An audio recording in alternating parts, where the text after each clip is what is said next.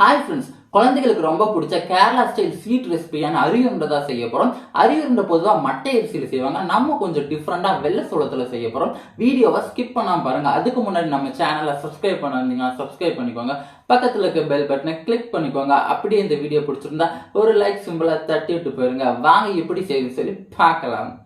வெள்ளை சோளத்தில் அரியுருண்டை தாங்க செய்ய போகிறோம். பொதுவாக அரியுருண்டை பார்த்திங்கன்னா அரிசியில் தான் செய்வாங்க. நம்ம கொஞ்சம் டிஃப்ரெண்ட் ஸ்டைலாக வெள்ளை சோளத்தில் செய்ய போகிறோம். இது ரொம்ப ஹெல்த்தியானது, குழந்தைங்க ரொம்ப விருப்பப்பட்டு சாப்பிடுவாங்க.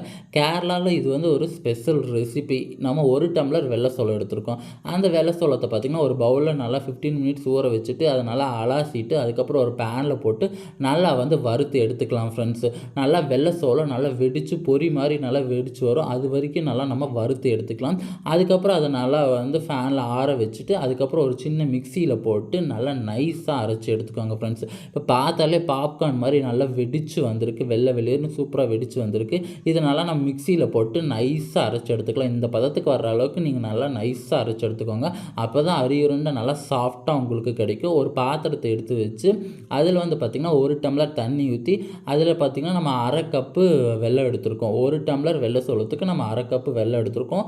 இது நல்லா கரைஞ்சி அந்த தண்ணியில் கரைஞ்சி வெள்ளைப்பாக வர வரைக்கும் நல்லா கொதித்து எடுத்துக்கோங்க. இதுக்கப்புறம் நட்ஸை ஃப்ரை பண்ணி எடுத்துக்கலாம். இப்போ ஒரு பவுலில் நம்ம வெள்ளை சோள மாவு போட்டு அதில் பார்த்திங்கன்னா நம்ம வெள்ளைப்பாகு எடுத்துருக்கோம்ல பார்த்திங்களா, அதை ஊற்றிக்கலாம்.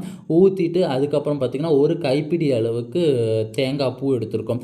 அதையும் போட்டு அதுக்கு மேலே வாசனைக்காக ஏலக்காய் தூள் அண்ட் நட்ஸ் இதையெல்லாம் போட்டு நல்லா கைப்பட நல்லா உருண்டை பிடிச்சிங்க. ஒரு மீடியம் சைஸுக்கு உருண்டை பிடிச்சிங்கன்னு வச்சுக்கோங்க. உங்களுக்கு ஹெல்த்தியான குழந்தைங்க ரொம்ப விருப்பப்பட்டு சாப்பிடக்கூடிய கேரளா ஸ்டைல் அரியுருண்டை ரெடி.